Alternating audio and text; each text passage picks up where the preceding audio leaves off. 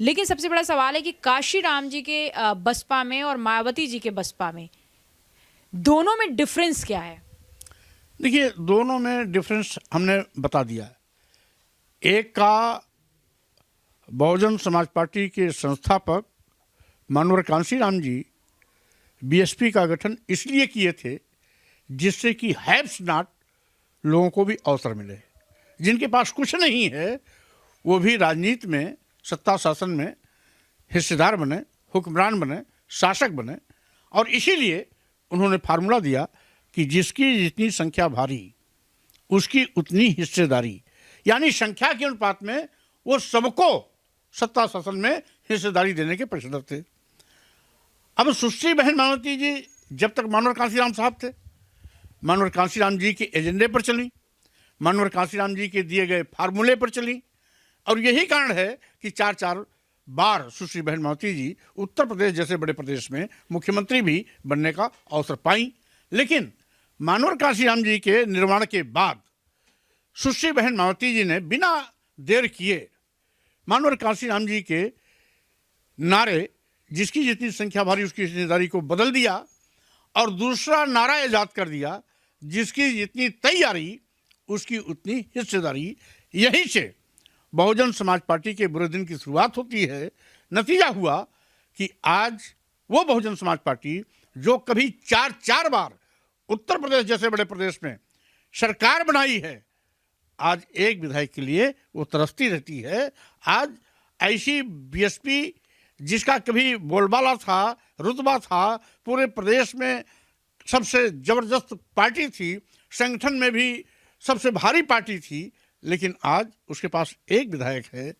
स्वाभाविक रूप से इससे बीएसपी का कितना पतन हुआ शायद सुश्री बहन मायावती जी जानते हुए भी स्वीकार न करें, लेकिन सच यही है जो सामने दिखाई पड़ रहा है। रही बात बीएसपी में लाने का काम, तो सुश्री बहन मायावती ने किया था।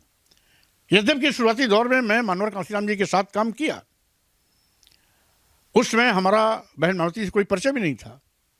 लेकिन मैं मानवर कांशीराम के साथ उस समय काम किया जब मानवर कांशीराम जी बामसेफ और DS4 के राष्ट्रीय अध्यक्ष थे। पहला, यहाँ तक कि पहली बार जब वो इलाहाबाद आए बामसेफ के राष्ट्रीय अध्यक्ष के रूप में, तो श्री गुरु प्रसाद मदन एडवोकेट के साथ मैं अकेला व्यक्ति था जो मानवर कांशीराम जी को लेने गया था। यानी गुरु प्रसाद मदन के साथ मैं अकेला, दो के अलावा तीसरा नहीं था। पहली मर्तबा में हम दो लोग लेने गए थे।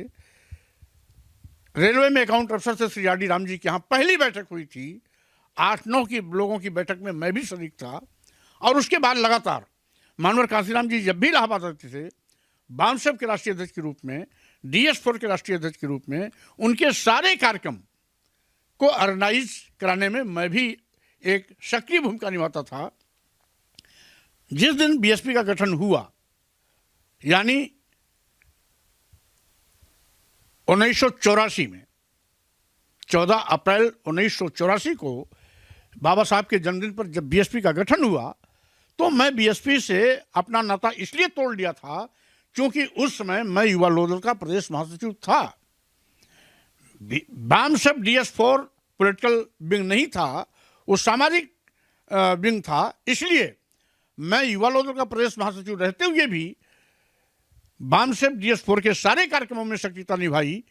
बसपा के गठन के बाद मैंने नाता इसलिए तोड़ा कि पहले से युवा लोकदल का प्रदेश महासचिव था, इसलिए लोकदल में सक्रिय हो गया। लेकिन जब 1995 में जनता दल और समाजवादी पार्टी के तालमेल की बात चली, तो जनता दल का उस समय प्रदेश का महासचिव था, मैंने समाजवादी पार्टी से तालमेल का कड़ा विरोध किया था, जिसको सभी इंटरनेशनल